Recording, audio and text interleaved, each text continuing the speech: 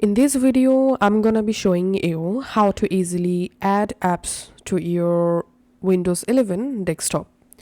First of all, let's see how to add default apps to your desktop.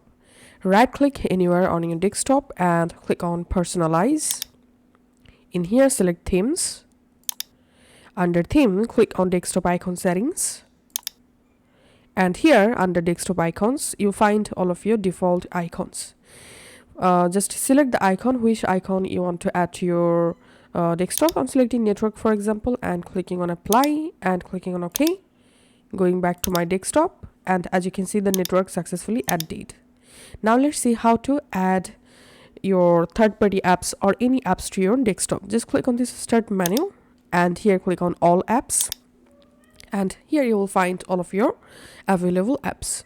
Now just find out the app, which app you want to add to your desktop. In my case, I'm going to add this Firefox browser. So I'm just clicking and dragging and dropping the app to my desktop just like this to add the app to my desktop. So that's how you can actually do it. Thanks for watching.